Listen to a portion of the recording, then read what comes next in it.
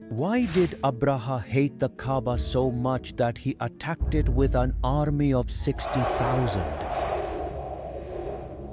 Because the Kaaba had become the most sacred place for all of Arabia. People from all over Arabia would come to Mecca for worship, which allowed the locals to earn a lot of money. This made Abraha very angry that the poor people of Mecca had neither a king nor a government. Why has this become the center of the entire Arab world? So, before the attack, he built a very large church in his kingdom's capital, Sana'a, in Yemen, so that people would leave the Kaaba and come to it. But this project completely flopped. After that, Abraha had only one option left to somehow besiege the Kaaba.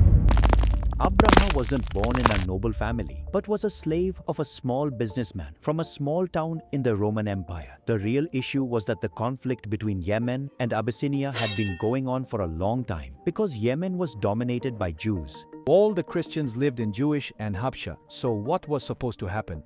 The war, the big war. First, the Jews attacked and caused a lot of destruction in Christian areas. This made the superpower Roman Empire very angry. At that time, Christians were a superpower. By helping their Christian brothers in the Roman Empire, they ended the Jewish kingdom in Yemen forever. And for this task, they sent their slave named Abraha, who went with an army of 100,000 and wreaked havoc on the Jews. After this victory, Abraha became very strong and he took Yemen from his own country, Habsha. Separated it. The Shah's king was very angry about this and then sent an army, but this time against Abraha. This new army killed their own general and presented themselves before Abraha, joining his army. After this, Abraha became the most powerful king in all of Arabia and his influence spread throughout Arabia. Except for one thing. Every year, thousands of people from all over Arabia used to go to Mecca for the circumambulation of the Kaaba. So Abraha thought, what's the big deal about that? We can build one too. So he built a magnificent church in his capital which he filled with jewels from all over the world.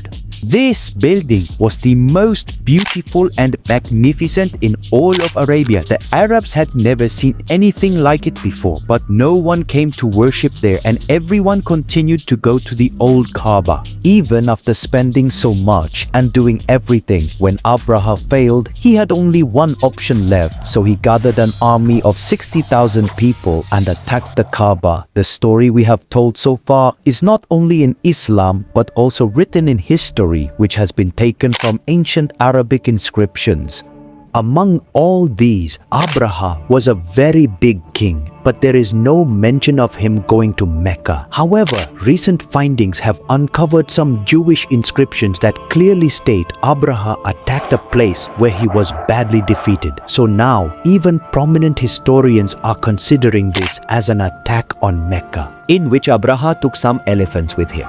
The Arabs knew they could not confront them. Some tribes tried to fight,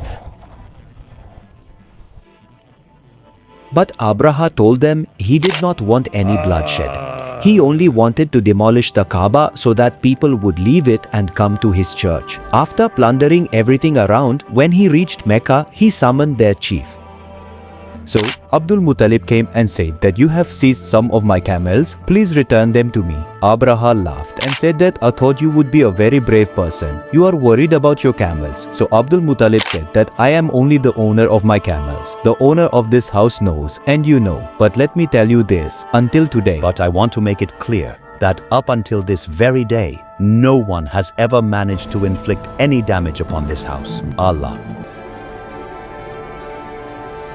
The next day, Abraha commanded his army to launch an attack, but his elephant stopped, and despite all their efforts, it refused to move. At that very moment, some birds appeared from the sky, and each one carried a stone in its mouth. These were birds that no one had ever seen before that day, nor were they ever seen again after that day.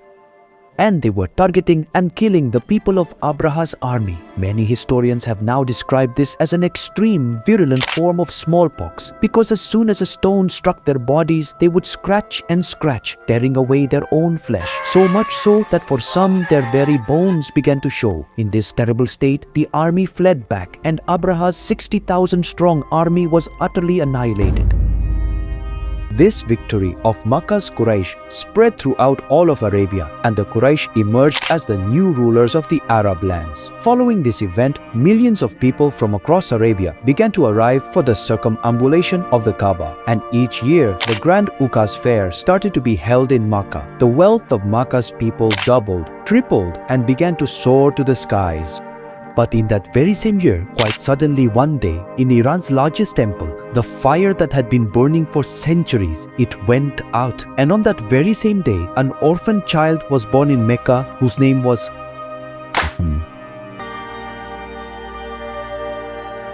Muhammad. Read.